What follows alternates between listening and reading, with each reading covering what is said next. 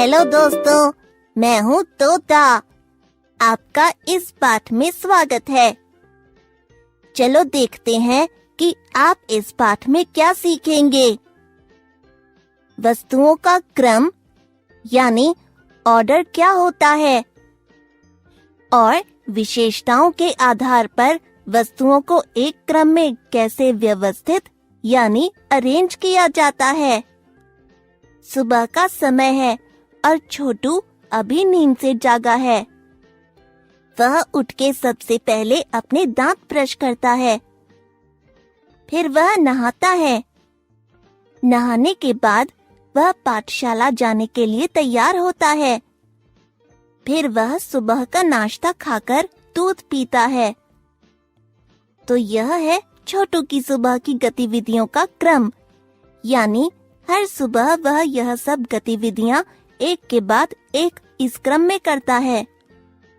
चलो बच्चों, सुबह नींद से जागने के बाद और पाठशाला के लिए घर से निकलने से पहले आप जो गतिविधियां करते हो, उन सबको एक एक करके एक कागज पर लिखो। आप सुबह उठने के बाद सबसे पहले जो गतिविधि करते हो, उसे सबसे पहले लिखो। उसके बाद जो अगली गतिविधि करते हो, फिर उसे लिखो। और इसी तरह पाठशाला के लिए निकलने से पहले घर पर जो भी गतिविधियां करते हो, उन सब को लिखो। यह है आपकी गतिविधियों का क्रम। क्या आपकी गतिविधियों का क्रम छोटू के क्रम से मिलता है? क्या आप जानते हो कि जैसे छोटू और आप सबकी दैनिक गतिविधियां एक क्रम में हैं, वैसे ही अलग अलग वस्तुओं या व्यक्तियों को भी एक क्रम में व्यवस्थित किया जा सकता है। यह बेहतर समझने के लिए छोटू के घर की मेज पर रखे कटोरों को देखते हैं। बाएं से शुरू करते हुए सबसे पहले सबसे बड़ा कटोरा रखा है, जिसमें फल रखे हैं। फिर उससे छोटा कटोरा रखा है, जिसमें छोटू की माँ सब्जी परोसती हैं। और अंत में सबसे छोटा कटोरा रखा है, जिसमें छोटू अपना खाना डालकर खाता है। इसका मतलब यह है कि यह 3 कटोरे उनके आकार के आधार पर बड़े से छोटे आकार के क्रम में व्यवस्थित किए गए हैं। इस तरह से वस्तुओं को उनकी किसी भी विशेषता के आधार पर एक क्रम में व्यवस्थित किया जा सकता है। इस प्रक्रिया को क्रमबद्धता यानी सीरिएशन कहा जाता है। बच्चों, क्या आपके घर पर भी ऐसे अलग अलग आकार के कटोरे हैं? क्या आप उन्हें उनके आकार के आधार पर एक क्रम में व्यवस्थित कर सकते हो? अब छोटू अपना सुबह का नाश्ता खाकर और दूध पीकर पाठशाला के लिए निकल जाता है। रास्ते में उसे एक शिकंजी वाला दिखता है। उस शिकंजी वाले के पास 3 अलग आकार के गिलास हैं। एक छोटा गिलास, एक मध्यम आकार का गिलास और एक बड़ा गिलास। तो बच्चों, क्या हम कह सकते हैं कि यह तीनों गिलास एक क्रम में रखे हैं? हाँ, आप लोग बिल्कुल सही हो। यह गिलास भी कटोरे की तरह एक क्रम में रखे हैं। बाएं से शुरू करते हुए सबसे पहले सबसे छोटा गिलास रखा है, उसके बाद मध्यम आकार का गिलास रखा है और आखिरी में सबसे बड़ा गिलास रखा है। इसका मतलब यह है कि तीनों गिलास उनके आकार के आधार पर छोटे से बड़े आकार के क्रम में रखे हुए हैं। समझे? छोटू का मन ललचा जाता है और वह शिकंजी वाले से एक छोटे गिलास में शिकंजी मांगता है। फिर वह शिकंजी जल्दी से पीकर अपनी पाठशाला की ओर चल पड़ता है। तो बच्चों, आज के लिए बस इतना ही। इस वीडियो में हमने जाना कि वस्तुओं का क्रम क्या होता है। वस्तुओं को उनकी विशेषताओं के आधार पर बड़े से छोटे या छोटे से बड़े के क्रम में कैसे व्यवस्थित करते हैं, और वस्तुओं को क्रम में व्यवस्थित करने की इस प्रक्रिया को क्रमबद्धता यानी सीरिएशन कहते हैं। अगली वीडियो में हम क्रमबद्धता यानी सीरिएशन के कुछ और उदाहरण देखेंगे। तब तक आप लोग अपने आसपास की वस्तुओं को उनकी विशेषताओं के आधार पर अलग अलग क्रम में व्यवस्थित करने का अभ्यास निश्चित रूप से करना। बाय दोस्तों।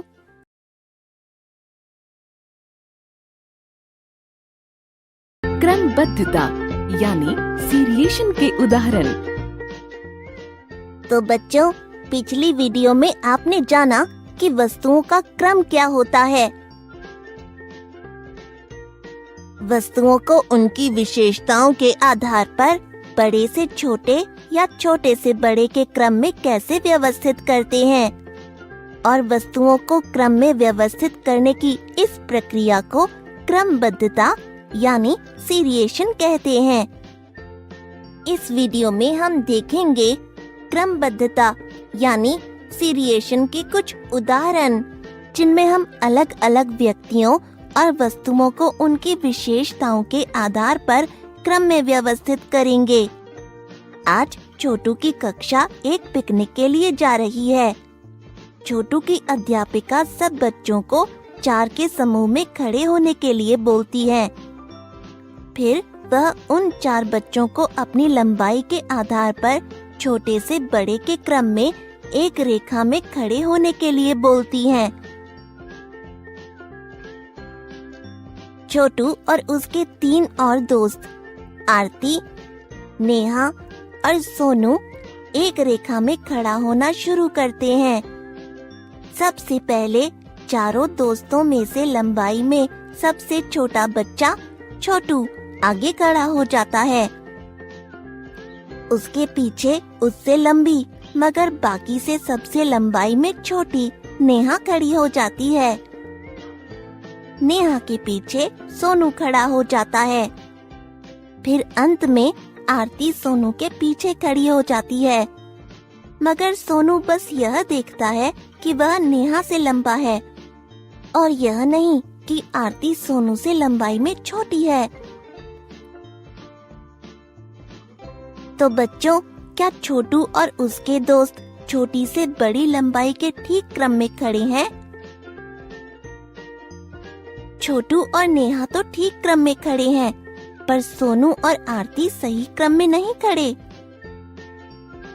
आरती यह एहसास करती है क्योंकि वह सोनू के पीछे खड़े होकर आगे कुछ देख नहीं पाती, इसलिए आरती को सोनू के आगे खड़ा होना चाहिए था, क्योंकि वह लंबाई में सोनू से छोटी है। वह सोनू को उसकी गलती का एहसास दिलाती है। सोनू, तुमने बस यह देखा कि तुम नेहा से लंबाई में बड़े हो, मगर तुमने यह नहीं देखा कि मैं तुमसे लंबाई में छोटी हूँ। मैं लंबाई में नेहा से बड़ी हूँ और तुमसे छोटी हूँ, इसलिए मुझे नेहा के पीछे और तुम्हारे आगे खड़ा होना चाहिए। अरे हाँ आरती, तुम बिल्कुल सही बोल रही हो। तो बच्चों, क्रम बनाते समय सोनू ने यह तो देखा कि वह आगे खड़े बच्चों से लंबा है, मगर यह नहीं देखा कि जो बच्चे रेखा में नहीं खड़े उनमें से सोनू से लंबाई में कोई छोटा है या नहीं, और इसलिए उससे गलती हो गई।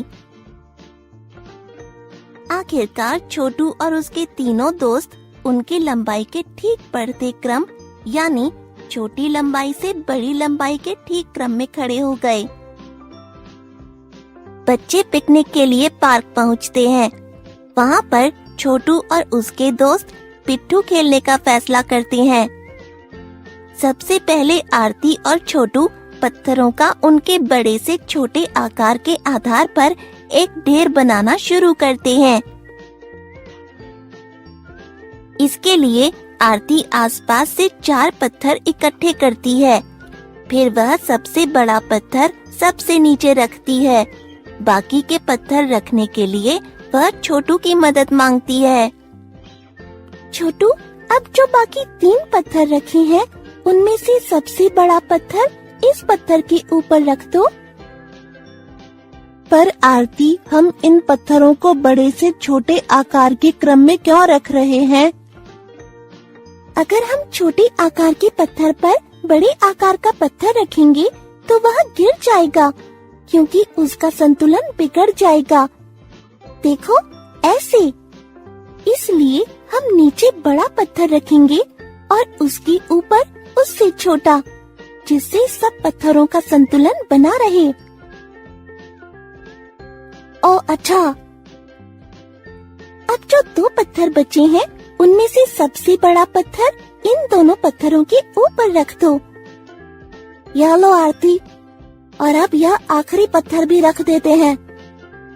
बहुत अच्छी छोटू, अब हमारा पत्थर का ढेर तैयार है। चलो अब पिट्ठू खेलते हैं।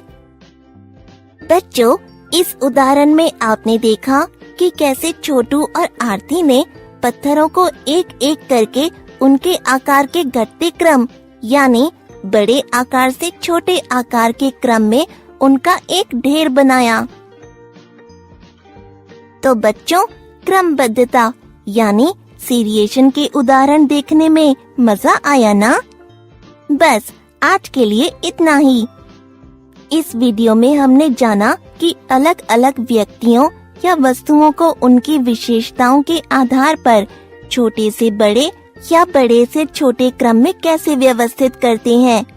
मुझे आशा है कि यह विषय आपको ठीक से समझ आ गया हो। बाय दोस्तों।